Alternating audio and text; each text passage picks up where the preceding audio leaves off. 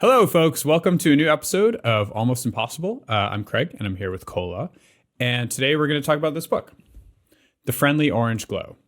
So it's by Brian Deere, and it's the story of a program called PLATO. So PLATO stands for Program Logic for Automated Teaching Operations. And it's basically a computer hardware and software project from the 1960s, 70s, and 80s, where folks were trying to essentially create software and hardware to help educate people. It's interesting for multiple reasons, many of which, like if you're like a computer science fan, if you're an engineering fan, just like want to learn about the history of this project, it's cool just on its own. But it's also cool because it's like contemporary with like Bell Labs, Xerox PARC, and yet most people haven't heard about it. It's significant for many reasons, some of which, like they invented plasma displays, early touch screens. On the software side, they created like chat rooms, emoji, screensavers, multiplayer games, message boards, like interactive fiction, all like way before people had home computers. So today we're going to talk about the book. Hey, I just want to take a moment to thank our sponsor, Protocol Labs Ventures.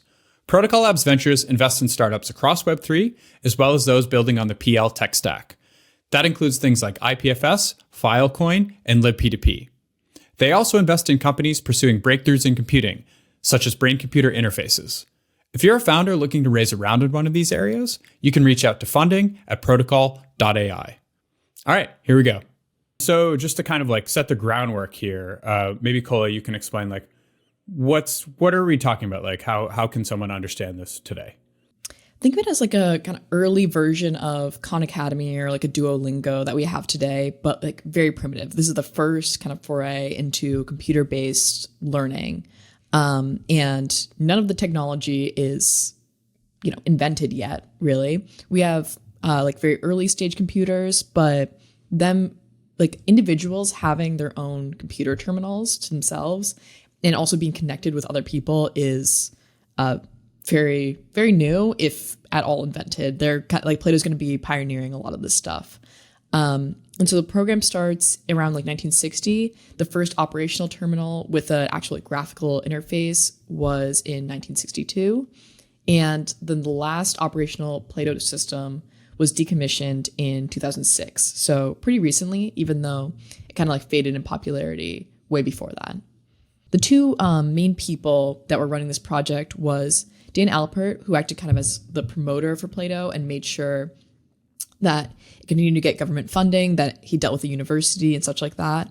And then Don Bitzer, who's kind of the operator, the people manager.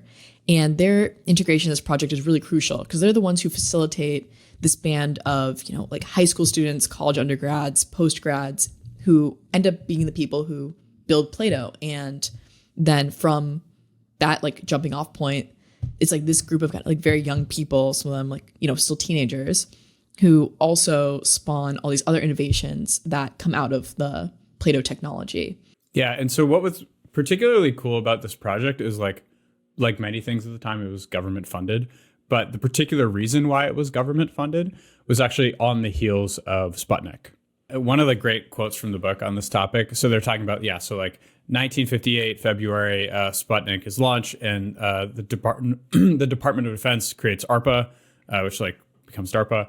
And then, so a quote from the book talking about the proposal for funding.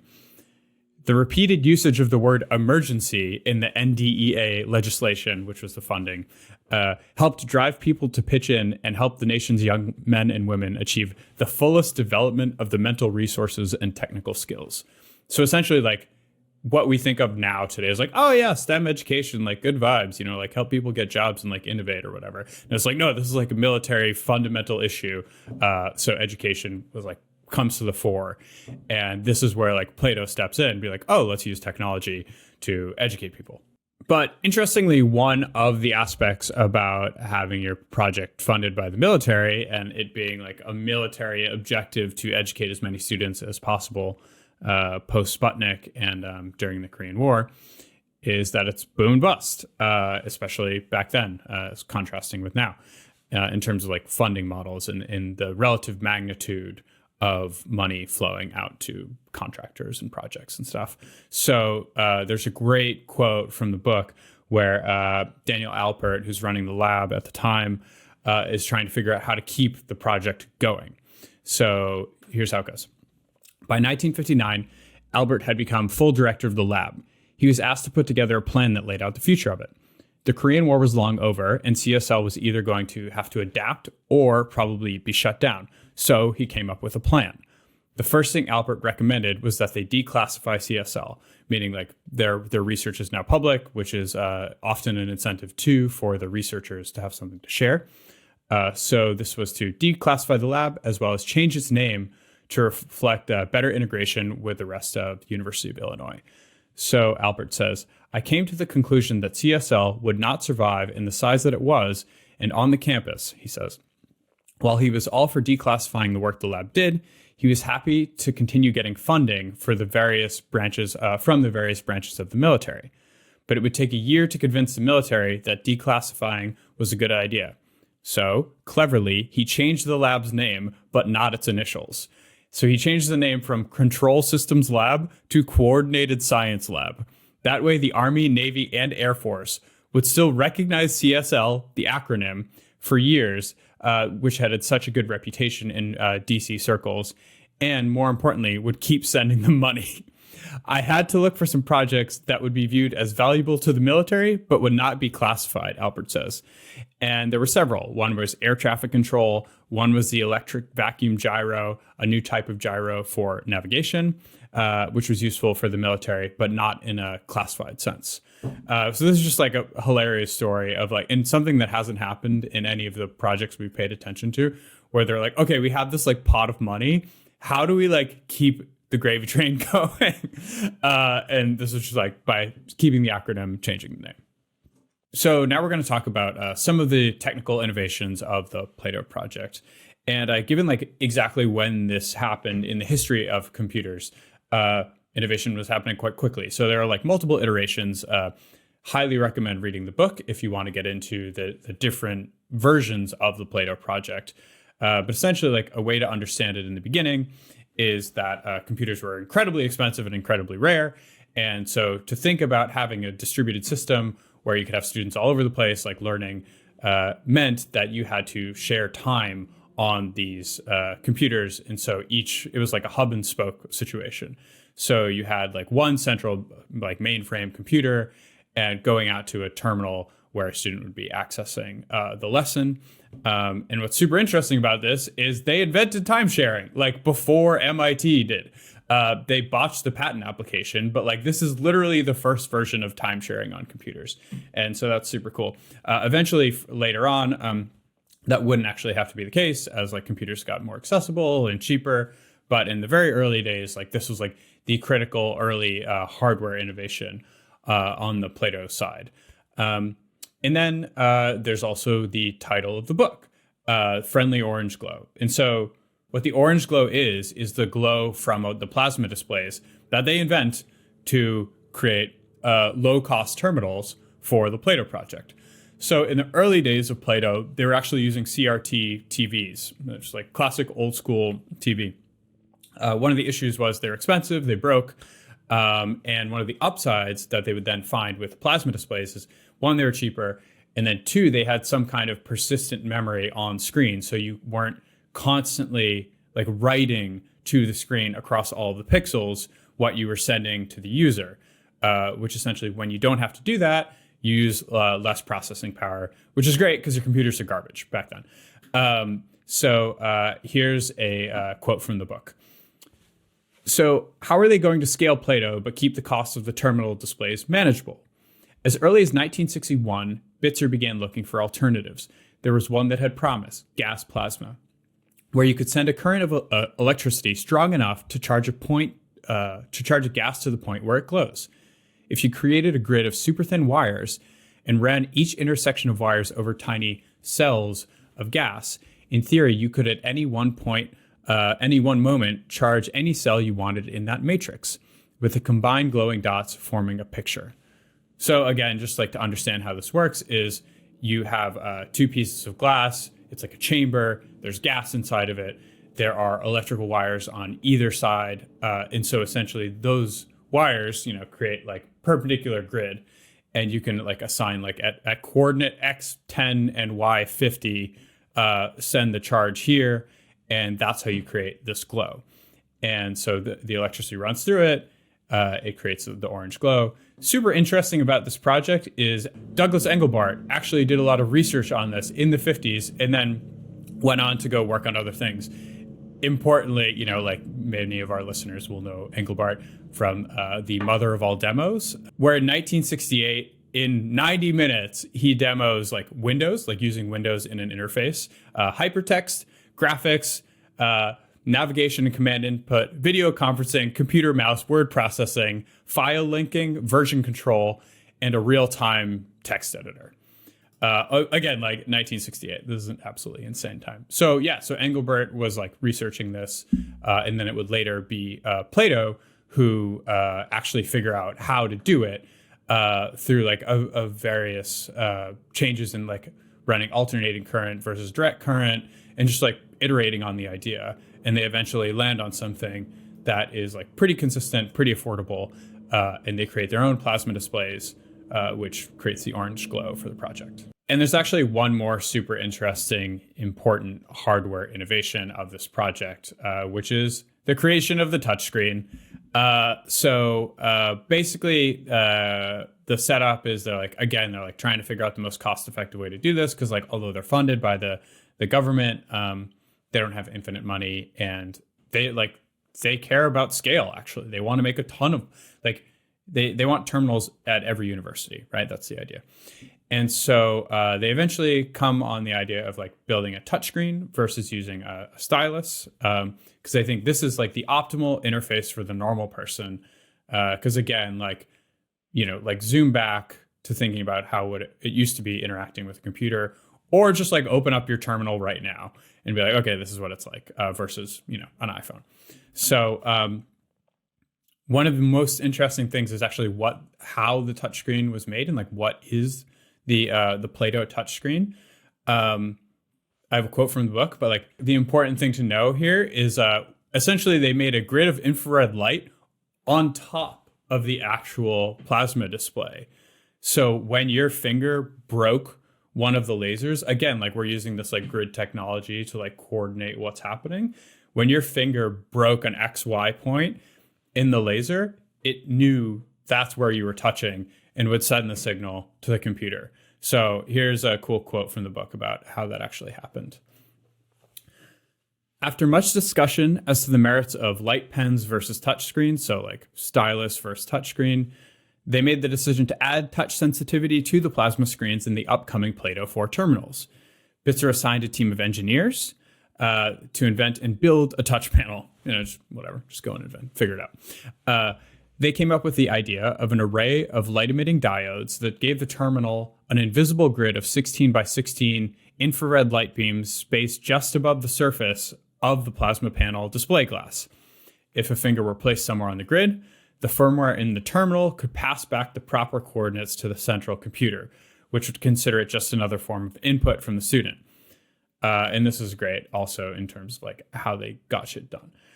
To make room for the grid beams, they had to set back the plasma panel by about 1/2 inch from the front surface of the terminal and include little holes around the resulting frame where the beams of infrared light would be sent out. They created a mold into which they melted plastic pellets so they could take on the exact shape they needed and fit snugly around the plasma display. Only the frugality finally catching up with them this time, they used the oven in Bitzer's kitchen to melt the plastic, stinking up the entire house and nearly ruining the oven.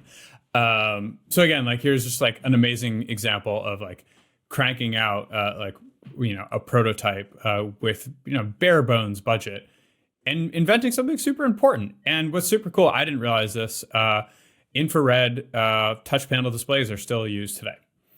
So there you go. And so not only are there like many important hardware technical innovations with the PLATO project, there are a bunch of super interesting software things.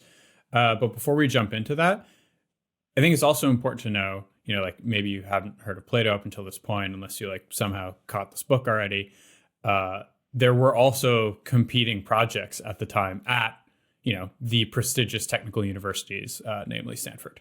So probably the most famous competitor for Plato, and the one that most people know about today, is the one at Stanford University, which was started by two professors, Patrick Suppes and Richard Atkinson, who started research into what they called CAI, which stood for Computer Assisted Instruction. I point this out because the Plato people were researching CBE, which is Computer-Based Education.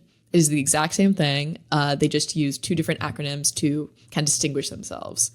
And this all also was happening around the same time that Plato started, which in around 1960. They also received a lot of funding, around like $1 million at the time, which was much more than Plato's budget. And I think the important takeaway here from the Stanford story is kind of their marketing, their ability to market themselves and distinguish themselves. So, quote, "In September 1966, Suppes, perhaps even more adept at promotion than Bitzer, wrote an oft-cited article in Scientific American entitled, quote, 'The Uses of Computers in Education,' end quote, which probably did more to introduce the concept of CAI to lay people than any other article up until that time. No stranger to audacious goals, Suppes opened his article stating, quote, 'One can predict that in a few more years, millions of school children will have access to what Philip of Macedon's son Alexander enjoyed as a royal prerogative, the personal services of a tutor as well-informed and responsive as Aristotle.' The article focuses on the work being done at Stanford with IBM and briefly makes reference to the existence of other centers of CAI work around the country, including Illinois, but never mentions Plato. Suppes and Atkinson also managed to get major articles in Time and Life magazines around the same time," end quote. So you can see already here that the Stanford team, they know how to distinguish themselves. Like you can see with like CAI, with the articles they're writing, the fact they got like more features, and that they're the ones who are still known today in like computing history. And well, Plato would, throughout its whole time, like include a lot of people in it, a lot of young people, and invent a lot of things, do a lot of demonstrations. They never like reach the same level of kind of notoriety. And you can see that's kind of because their eye for marketing is not quite where the Stanford team is, and they never get their name out there. And that has consequences up to today, where Plato is kind of forgotten and Stanford is not. Yeah. Yeah. And it's like the counter narrative is basically like, oh, but so like, University of Illinois is like not relevant, but actually it's like super relevant and continues to be relevant till today. Like recent history, like important software entrepreneurs like Mark Andreessen, Max Levchin, like they went to the school. But, like Stanford essentially just like recontextualize the exact same thing, but use like their own language. And so like, therefore they got to like kind of own this subject matter. But anyway, that's not really the point of this episode. We're just gonna like important footnote. It's like in terms of like building something and having competition here. So like an interesting aspect about this like Plato project is actually like the stuff we end up talking about, like chat rooms, IM, message boards, screensavers, like all this cool stuff that they made. Was it actually like the crux of Plato? It's like all of these like hacks and like little projects that people, when they had access to these terminals, built. Like it's not the lesson. It's not the Plato lessons. It's not like the educational aspects of this project that we end up talking about, which is also probably why it's like maybe not like in the hallowed halls of like computer history in terms of why it's significant. It's just like, I don't know. It's probably also the story of the internet. Like you think it's going to be used for one thing. Turns out people just like want to chat with their friends in weird, funny ways. And in like one of the cool parts about Plato is like there in Orange Glow, there are like a million great stories about people hacking on it. And so like another like funny innovation or invention of Plato was like phishing. Phishing basically got created. The earliest versions was essentially creating like fake interfaces on the screen that looked like a login page, but it was actually a fake page. You would input your information. They would like track everything. So then they could use your login. The motivation for this was different users had different like admin levels. And so you could like modify the system. You could see what other people were doing if you were like a proper admin. And so to counteract that, the actual admins of the project had to do something about it. So here's like a great quote from the book and like one of the earliest days of computer hacking innovation. So Rustad, who was one of the hackers who created the phishing program, his hacks revealed gaping holes in the way programs ran on PLATO. Unless Searle modified the system, it was inevitable that some other jokester would come along and pull the same trick on unsuspecting users, meaning the fake login page. So, for the PLATO 4 system now underway, Searle decided to modify the login process so that users would now have to press a new key combination called Shift Stop, hold down Shift and press Stop, in order to proceed. Shift Stop was treated as a special key sequence that would exit you out of any program and was, in theory, the guaranteed way that one could be sure one was not in a fake system program. So, okay, cool, but why is this important? A similar idea would appear years later at Microsoft when they introduced what would become known as the three-finger salute, also known as Control-Alt-Delete. So I didn't invent Shift Stop, says Rustad, but I was the reason for it. So it's just amazing. Just like some kid working on PLATO is like the genesis of Control-Alt-Delete, which we've all used like a million times. And not an intentional PLATO innovation, but like this is the whole story of this project. There's just like one cool offshoot after the next. So one of my favorite inventions from PLATO comes after you have a lot of these, like the video games that come out of it, a lot of the message boards and such like this that have already been invented. So it's about 1970 now. And Doug Brown is like a Springfield High School graduate, now like an undergraduate at University of Illinois. And a quote from the book says, other Springfield High students, younger friends of Brown's like Marshall Midden, Steve Frater, and Mark Rustad would also work summers at CERL on particular programming projects, but then they would go back to Springfield in the fall. Brown wanted to stay in touch with them more often and found it difficult to do so. Then he had an idea. Why not create a lesson whereby a user could talk to another through the terminal? It was as if he took the concept of the big board, this is the kind of message board that would show up in PLATO games, to its ultimate conclusion. Forget the game behind the big board, just have a big board and enable users to join what would decades later be called chat rooms, wherein they could chat. And that's it. The game was the chatting. Brown called his program Talkomatic. It sported a feature that took advantage of the fast round trip principle going all the way back to PLATO 1 a dozen years earlier. So the fast round trip principle was basically like, if a user types something, it's automatically going to appear on the screen. There's just like instant responsiveness. And this comes into use with the games and Talkomatic here. So carrying on. If a user types a character, that input signal should travel as fast as possible from the user's keyboard through the terminal, across the phone line, into the computer, and back out of the computer into the terminal screen, all in a tenth of a second. If the user typed hello, then the H, and then the E, and then the L, then the L, and then the O would appear with as little delay as possible, enabling the user to interact at the speed of thought. So here we have like the invention of literally just chat rooms and what would then become, like just instant messaging and then iMessage. And and you also see like there's a difference with how the Talkomatic at PLATO is doing the messaging with, what we usually have in most chat rooms now, or iMessaging, or kind of any text messaging, where you kind of see as someone's typing on PLATO, you see them like type the H and the E and the L and the L and so on. But with iMessages and most other messaging, you don't get that at all. You just kind of get the three dots that indicate someone is typing. And that, I believe, was which way to go was a debate for a while when, as like messaging was becoming more modernized, like which way to shift. Yeah, I think like the perception, I imagine, and like what it seems to be in the accounts from the book is that it's the perception is that people type incredibly slowly.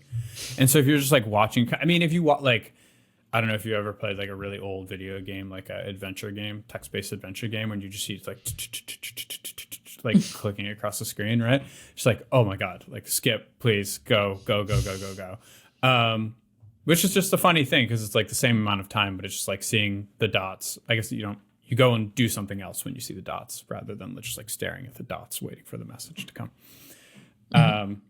So yeah, it's those early days. And like, again, like one of the critical things of PLATO is like, it just became a way for people to interact with each other to the point that like the chat got out of control and they had to figure out ways to like moderate how you could chat each other, because you'd be trying to actually do a lesson, and all of a sudden it's like, Cola wants to chat with you, blah, blah, blah, blah, blah. How's it going? What are you doing this weekend?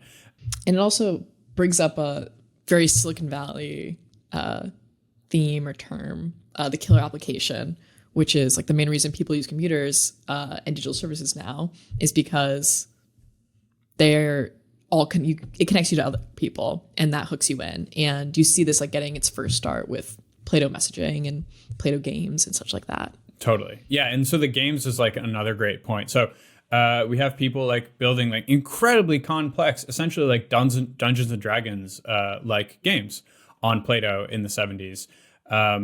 These became like hot commodities, like maxing out the cycles on the computers. Because as you can imagine, like a static educational lesson isn't using nearly the processing power of like a real-time video game where they had games where you're like competing against other people essentially on this like proto-internet. And that was like, again, like a core use case for people like spending all night at like literally like breaking in to like academic buildings to get use of the PLATO terminals at night so they could game when there weren't other people on them. So PLATO ended up having like a pretty big impact on the tech industry and computer revolution. Like a lot of student programmers from PLATO went to work at Google, or Atari, Apple, and Silicon Valley for decades. But it's still, most people have never heard of it, even people who are, really into technology, really into computer history. I think one of the most famous cases of PLATO inspiring the computer revolution is Lotus Notes, which was named after PLATO Notes, which was written by a 17-year-old high schooler that wandered into the PLATO lab at University of Illinois. And PLATO needed some like message board system for people to be able to asynchronously communicate. And in August 1973, PLATO Notes was shipped and started the era of collaboration online. So Lotus Notes then was sold, which Lotus Notes, by the way, is like nothing to do with PLATO except just PLATO is a source of inspiration. But it ended up getting sold to IBM for $3.5 billion in like 1995.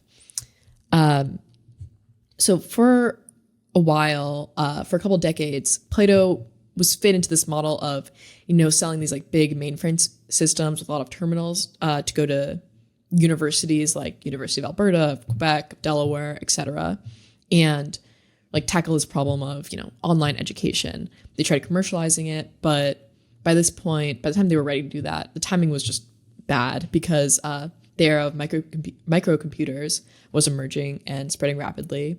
Like this is, the 80s when Apple is now becoming a big company. There's like personal computers are getting much cheaper, much more efficient, much faster. And so the PLATO customers just couldn't justify spending millions of dollars on PLATO systems when buying like an Apple computer was much less expensive. And like that is like definitely one aspect, like microcomputer revolution, like totally critical aspect. But it's also the fact that like, the core product of PLATO ostensibly was like education. And like that aspect never really clicked. So like, yes, like there are like big hardware innovations. Certainly there were like a lot of timing issues. Like if you look at like what it was like, it is hard to like put your brain into like the brain of someone in 1975 interacting with a computer for the first time. But if you like look at what it was like to do a PLATO lesson, you're like, okay. Because even today, it's like, is online education like that great? I don't know. People use Duolingo and like Khan Academy and watch YouTube videos and stuff, but like, we have all the technology we have today and like zoom it back. So all that to say, like it was, YC would call it like somewhat of a like solution in search of a problem. Like we have all this cool stuff, like use it. And people are like, okay, I just want to chat with my friends. But all that being said, PLATO is a super interesting project. Again, like the book is called Friendly Orange Glow by Brian Deere. It's an amazing book, super cool read. If you're into this kind of stuff, which if you're listening to the show, you probably are. Anything else you want to add, Cole? My main takeaways are marketing matters. And I think with a lot of cases with technology, it's like you can do a lot of really cool things if people have like enough resources and freedom to explore it. And also a lot of the, best stuff is incidental and not actually the main goal. So it's worth, being open to that kind of thing. Totally. All right. Well, thanks for listening to this episode of Almost Impossible, and we will see you next time.